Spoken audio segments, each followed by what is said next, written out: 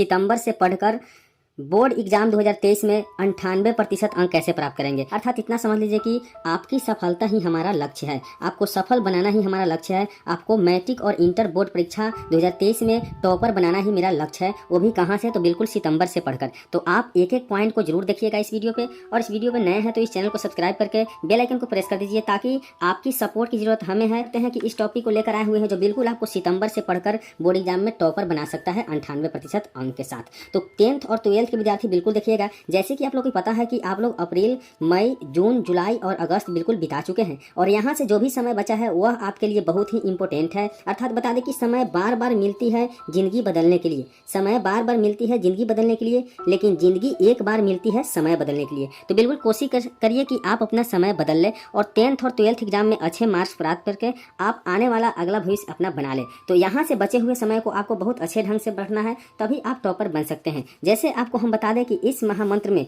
इस मूल मंत्र में अब हम लेकर आए हुए हैं कि टॉपर बनने के लिए यह वीडियो आपको 5 मिनट निश्चित रूप से देखना पड़ेगा, क्योंकि 2023 बोर्ड परीक्षा का टॉपर आप ही बनेंगे। इस वीडियो को देखने के बाद यह मेरा निश्चित पर गारंटी है, क्योंकि मैं 5 स्टेप आपको बताऊंगा जिससे आपका बोर्ड एग्जाम में 98% मार्क निश्चित रूप से प्राप्त हो जाएगा। तो चलिए हम बात कर लेते हैं अब स्टेप बाय स्टेप। तो सबसे पहले आपको बता दें कि यहाँ आप लोग देख पा रहे हैं कि टॉपर क्या पढ़ते हैं। आपके दिमाग में यही चलता होगा कि आखिरकार टॉपर क्या पढ़ते हैं कि बोर्ड एग्जाम में टॉप कर जाते हैं। तो आपको बता दें कि टॉपर कैसे पढ़ते हैं। तो सबसे पहले आपको यह ध्यान देना चाहिए कि सेम बुक, टॉपर के पास भी वही बुक होता है जो आपके पास होता है, टॉपर के पास भी वही कॉपी होता है जो आपके पास होता है, टॉपर के पास वही समय होता है, उतना ही दिन का, दिन रात 24 घंटा का होता है जो आपके पास होता है। फर्क यही होता है कि वह कुछ अलग तरीके से पढ़ते हैं और आप कुछ अलग तरीके से पढ़ते हैं।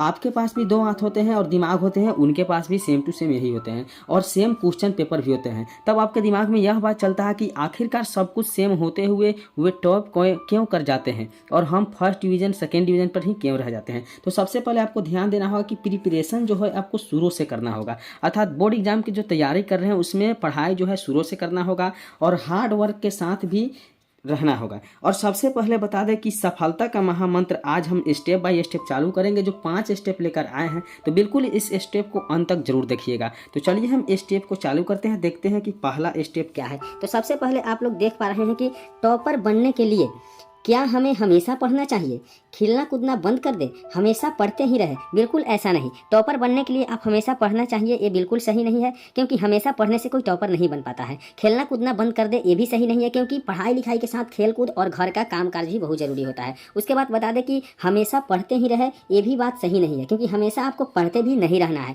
हमेशा पढ़ने से भी ऐसा होता है कि माइंड डिमोटिवेट होने लगता है। तो स्टूडेंट का जो कड़वी सच्चाई होती है वह आपको बता देते हैं कि बहुत सारे स्टूडेंट होते हैं जो 8 घंटे से 10 घंटे पढ़ते हैं और हमेशा पढ़ते ही रहते हैं, फिर भी उनको बोर्ड एग्जाम में 80 से 85% मार्क ही मिल पाते हैं। ऐसा क्यों होता है? क्योंकि वे क्या करते हैं कि पढ़ाई में ज़्यादातर समय दे पाते हैं, लेकिन इंपॉर्टेंट चीज़ और सही तरीका से पढ़ाई नहीं करते हैं। तो आज की इस वीडियो में हम स्मार्ट वर्क करने के बारे में भी सिखाएंगे, और आपको यही करना है और सभी काम भी करना है, और मैट्रिक और इंटर बोर्ड परीक्षा में आप अच्छे अंक प्राप्त कर सकते हैं। तो चलिए अब आपको हम बताते हैं कि सबसे पहले आपको 1 नंबर में लक्ष्य जरूर निर्धारित करना है। अर्थात आपको लक्ष्य बनाकर ही पढ़ाई करना है। जैसे बहुत सारे बच्चे होते हैं जो फर्स्ट डिवीजन का ही सपना देखते हैं, जैसे ही फर्स्ट डिवीजन कर जाते हैं उनका मनों में लड्डू की तरह खुशी होने लगती है, लड्डू फूटने लगती है, ऐसे बोला जाए तो सबसे पहले आपको ध्यान देना है कि लक्ष्य आपको बनाना है कि हमें 80% लाना है, या 85% लाना है, या 90% लाना है, या 95%, या इससे अधिक लाना है। तो सबसे पहले लक्ष्य निर्धारित करके ही आपको पढ़ाई करना है। दूसरा बात कर ले तो सबसे पहले आपको ध्यान देना होगा दूसरे नंबर पे, तो डेली टाइम टेबल होना चाहिए। अर्थात ऐसा टाइम टेबल जो रोज रोज फॉलो कर सके, ऐसा टाइम टेबल आपको बनाना है जो रोज पढ़े।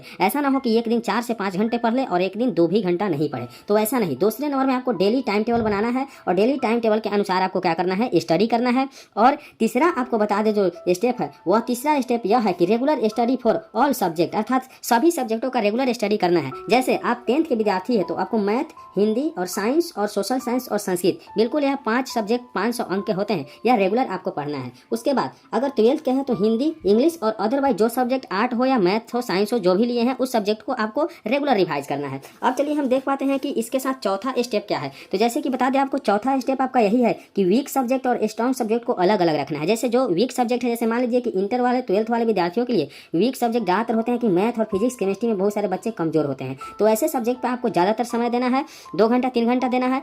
और जो स्ट्रॉन्ग सब्जेक्ट जैसे हिंदी और इंग्लिश हुआ, उस पर थोड़ा कम देना है। जैसे कि मान लीजिए कि आप 2 घंटा फिजिक्स केमिस्ट्री और मैथ के लिए दे रहे हैं और 2 घंटा हिंदी इंग्लिश के लिए, तो कोशिश करना है कि 2 से 3 घंटा हम मैथ और फिजिक्स केमिस्ट्री के लिए दें और 1 से 2 घंटा हिंदी इंग्लिश के लिए दें। ठीक है, अब बात करते हैं कि जो 10th के विद्यार्थी हैं उनको क्या करना चाहिए। तो 10th के विद्यार्थी को साइंस और इंग्लिश क्या होते हैं, साइंस इंग्लिश और मैथ जो होते हैं बिल्कुल वीक हो जाते हैं। क्यों? क्योंकि मैथ जल्दी समझ नहीं पाते हैं और साइंस याद हो नहीं पाता है और इंग्लिश तो शुरू से पढ़ नहीं पाते हैं। इसकी वजह से ये तीनों विषय ज़्यादातर कमजोर होते हैं। और रही बात हिंदी और संस्कृत और सोशल साइंस के, तो हिंदी और संस्कृत तो सही ढंग से समझ पाते हैं क्योंकि ये भाषा होता है, और सोशल साइंस को तो इसी तरह से जोड़ जाड़ के लिख देते हैं। तो बिल्कुल यह सब बात आपको क्लियर करना है कि कौन मेरा वीक सब्जेक्ट है, कौन स्ट्रॉन्ग सब्जेक्ट है, उसको भी अच्छे ढंग से पढ़ना है। अब रहा जो लास्ट स्टेप है, जो 5वां नंबर स्टेप, वह है कि मोस्ट इंपोर्टेंट स्टडी आपको करना है कौन से, तो ऑल बुक एनसीईआरटी का होना चाहिए और क्वेश्चन बैंक आपको प्रीवियस कम से कम 5 ईयर बैक ईयर का क्वेश्चन होना चाहिए। और इस सभी को लगातार आपको अध्ययन करना है। और सबसे पहले यह ध्यान रखना है कि दिन भर स्कूल कोचिंग के झंझट में नहीं पढ़ना है, आपको सेल्फ स्टडी